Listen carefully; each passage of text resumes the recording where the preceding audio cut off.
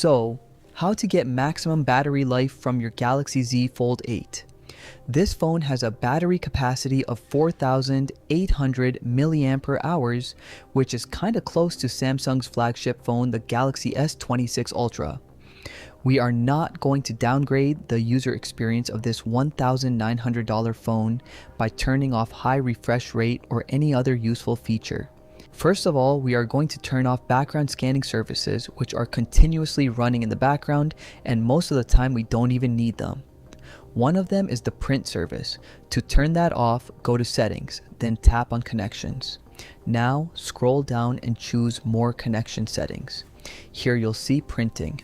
This default print service is on, so if you're not using your phone for printing documents, you can simply turn off this feature.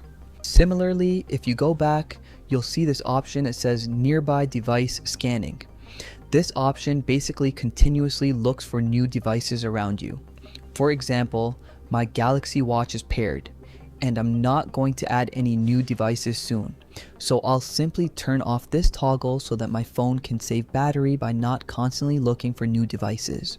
Another major contributor for battery drain is the constant Wi-Fi and Bluetooth scanning that is running in the background. If you don't move around a lot and have a constant Wi-Fi connection, then there's no need for location accuracy. For this, in settings, tap on location, now choose location services, and at the bottom you'll see Wi-Fi and Bluetooth scanning. Just turn off these two toggles. There is an underrated feature that will help you to preserve battery life, and that is performance profile, which is there in device care. This is not like turning on power saving. The light profile is best if you're using everyday social media apps and consuming content on this phone. Standard is good if you want the absolute best performance, especially while gaming. For an easy way, I'll suggest to add a toggle for this. Simply swipe down and tap on this pencil icon. Now, tap on add a control, and here you'll see performance profile. Just add it, and now, whenever you want to use light performance profile to save battery, just turn it on, and when you want to game, you can turn it off. Next, if you have some apps that constantly download stuff in the background, then you can limit their access to the internet. For that, go to settings, tap on connections, and choose Wi-Fi. Here you'll see these three dots, just tap on them and choose intelligent Wi-Fi. If you tap multiple times on intelligent Wi-Fi, it'll enable Connectivity Labs. When you tap on Connectivity Labs, you'll see a new option called AI Network Guard. You can add a pin and restrict those apps which you don't use that often. This will completely cut them off from the internet. It doesn't matter if you're using Wi-Fi or data, the apps won't have any access to the internet.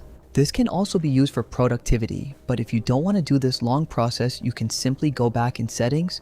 Now scroll down and choose device care. Now tap on battery. Here you'll see background usage limits. Here you'll see this option that says put unused apps to sleep. Make sure it's turned on. In this way, those apps which you don't use frequently will be put to deep sleep, but they might still be able to access the internet in the background. You can also put apps here manually in deep sleep mode, but remember to put your messages and email apps in this never auto sleeping apps section. In this way, you won't miss any email or important message due to this deep sleep feature. Next thing we all do is closing all apps in the background by tapping here. When you're closing apps again and again, whenever you open them again, they'll use more power and hence more battery drain. That's why you don't see this close all button on iPhone. Simply keep your most used apps running in the background. This will help to preserve battery life, as those apps will be picked up again from where you left instead of loading them again from the start. Also, if you go in settings, then tap on battery, just see the apps which are consuming battery the most. You can then simply long press on that app and go to info. Here you'll see battery option, just tap it and choose this restricted option. It'll help to stop that app from draining the battery. Next, notifications take a lot of battery, especially if they are frequent and not really important. Some shopping apps send unnecessary promotional notifications, and that's why you have to make sure they're turned off. In settings, tap on notifications and choose app notifications. Here choose only the necessary apps that you want. Then go back in settings and tap on digital well-being. If you don't use this feature, then there's an option if you tap here on these three dots and choose settings. Under privacy, you'll see usage data access, just turn it off. Next, in settings, tap on display and make sure adaptive brightness is turned on. You could keep this toggle off that says extra brightness, that's up to you if you use your phone a lot out in the daylight. Then leave all these settings here as they are. Also, in device care, you'll see an option called auto optimization. Just enable restart when needed. This setting will basically help to automatically optimize your phone, helping to close background apps and clearing memory. This will also help to preserve battery life. After that, the rest are some of the basic things, like use dark mode, make sure all apps are updated, and go to the Galaxy Store and Play Store to see if there are any pending app updates.